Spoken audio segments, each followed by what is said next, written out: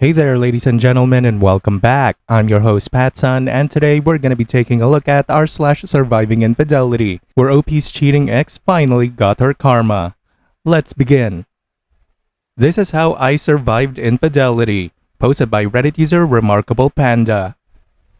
I would like to tell my story of infidelity and let everyone know that it does get better. Some will say that my situation is different because my ex-wife was cheating with a woman and she was discovering the fact that she is gay. While I would agree it is different, the pain of being collateral damage in her coming out did not hurt any less than if she had left me for a man. I did not blame my wife for being gay, and there was no way for us to have a romantic relationship going forward. However, I feel that while she was lying to herself about her sexuality, she was lying to me as well. D-Day for me was December 2006 when she confessed that she was gay and she was in love with her best friend. It was horrendous for me as I loved her deeply and had no idea. She simply said that she was gay and that she was leaving me. I immediately ran to the bathroom to throw up. I thought, how could this happen? We had followed the natural relationship progression. We dated for 2 years before we were engaged. We were engaged for 2 years before we married. And we were married for 7 years before we had our daughter. Then D-Day occurred when our daughter was 4. We had built a life in 15 years with a house and our daughter, and I had a business. I knew immediately that there was no coming back. We sat down soon after D-Day and divided our assets and agreed on 50-50 custody of our daughter. We had to cohabitate for about 6 months, which was awful. She finally moved out into an apartment and then complained that I was not around to do the things that I would normally do in the relationship.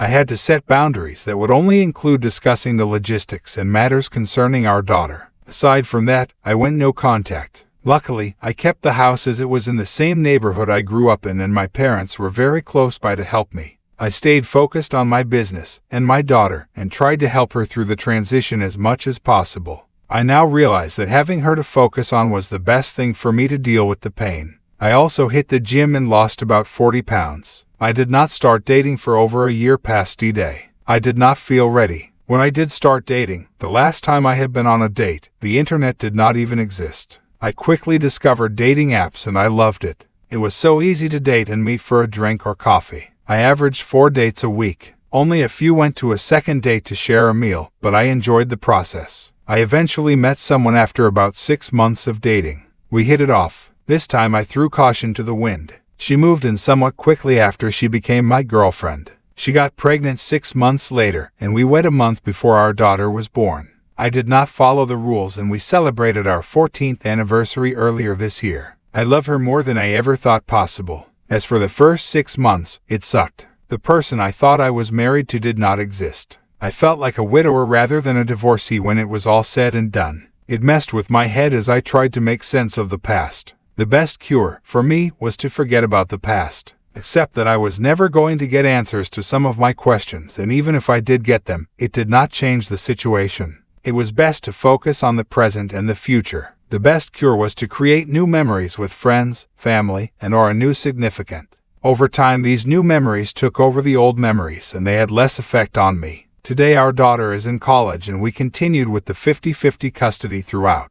To be honest, I spent more quality time with my daughter and she is closer to me than her mother. I really don't speak to my ex often and I don't really like hanging out either. We are friendly and there is no real animosity, but there is no friendship between us either. She did marry her affair partner and I think it is funny. Her wife is a very boring person that is uncompromising and drastically limits what they can do in life. In contrast, my wife and I are loving life. We travel every year, live for new experiences, and we enjoy life so much more. It is a little bit of schadenfreude for me to see who she ended up with and how boring her life is.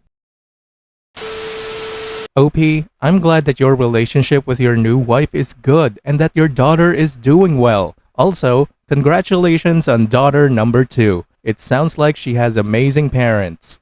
Karma caught up to your ex according to what you said, and I wouldn't even be surprised if they are cheating on each other. Anyways, live a long, happy life, OP. And now for today's second story.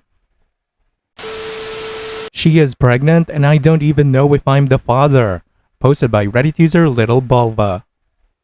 I'm fucking lost. 10 years of being together, I tried to give her everything. I moved 400 miles away from my family to build a life with her. I found a dream job and settled right down. The past few weeks have been rocky. She was acting the exact same way she did 2 years ago when she cheated. I knew, but she never told me, and I was never going to let her know I knew. She's just been at her mom's for the past 48 hours, came home and had a major go at me. For no reason. I couldn't comprehend what the issue was. After telling her to go to bed so I could sleep on the couch, she had a major go at me for waking her up. So I went to bed. 30 minutes later she walks in the room, tells me she did cheat on me and now she is pregnant and she doesn't know who the father is. I'm in complete shock. I'm numb. My whole world has fallen around me. She was my life. Now I feel as I need to be Forrest Gump and just run. I know she is petrified as she's got fertility issues and the one thing she has ever wanted was a child. But I have no idea what or how to do anything. I'm autistic and I'm one of those who really struggles to show any emotion. But I do feel, just don't show it or talk to people close. The only person who understands me is my sister, but I'm not allowed to tell her as I might not be the dad. I have a dream job, in a place that is perfect relative to the world out there. I don't want to just give up my life, but I feel it's the best thing to do. I want kids, but this doesn't feel real. It feels like it's not mine. I'm so hurt and betrayed I just feel like telling her to fuck off and never come back. What do I fucking do? OP, just tell your sister. Let the entire world know that she's a cheating hoe. She doesn't have power over you. Don't let her control your life, man. Come on. Anyways, now let's listen to this comment exchange between OP and Reddit user Marmalea. I'm sorry you're going through this, and everything must seem like a mess right now, but here are some things you can do to start dealing with this and take care of yourself. 1. Get yourself tested for STIs. Prioritize your health. 2. Talk with your sister, honestly and openly. Yes, you are allowed to talk to her about this. Your partner lost the ability to have a say in this and shouldn't be allowed to isolate you during this time. Fuck her. This is a horrible thing to experience and you shouldn't have to carry it all alone. 3. Get yourself into therapy, if possible, especially if you don't end up telling your sister. Being autistic can make this even more stressful, and you deserve proper support and guidance during this time. 4. Thoroughly contemplate ending the relationship. I'm team breakup here. She already thinks she got away with cheating once, and she also thinks you didn't notice anything before she outright told you. This is not a person that cares for you like a partner should. Not by a long shot. So run, Forrest, run. And if you end up with a child that is yours, you don't have to stay together because of it. Never ever stay together just because of kids. You can be a good parent with shared custody. 5. Actually find out if she is pregnant or not. It doesn't seem too far-fetched that this is something she is just using to hold over your head, to keep you from leaving. 6. Talk about getting a prenatal DNA test. It's a lot safer than it used to be, and this can save you a lot of extra heartache if you just stayed in case it was your child. And frankly, I feel she owes you that much. 7. Put yourself first. I know it affects you to see the person you love or once loved being scared and being pregnant after dealing with infertility issues. But that is not your responsibility when she's treated you so badly and if you decide to end it. Your feelings matter, and you as a person matter. You deserve better. I think you should do a loving thing towards yourself and end this relationship, regardless of the child being yours or not. You deserve a partner that treats you with respect, kindness, and love. And right now, you need to treat yourself with these things and give yourself everything. Just because it's been 10 years does not mean you should keep spending more of them with someone that hurts you. Spend the next 10 putting yourself first and finding your happiness. During this turbulent and downright horrible time, remember that you will get through this no matter what. You have found your dream job. Maybe you have some social network there as well. I don't want to assume anything. Autism can truly make that aspect a lot harder. You are still young and you have so much more life to live and experience.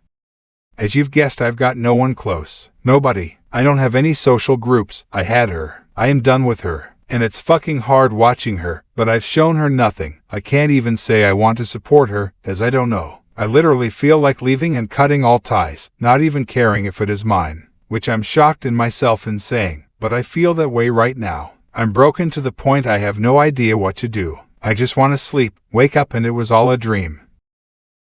Viewer support is the best way for me to remain independent and continue bringing you these daily videos, which will always be here on my channels for you to watch absolutely free. So please consider subscribing to me on Rumble and on YouTube. Both will be linked in the description box down below.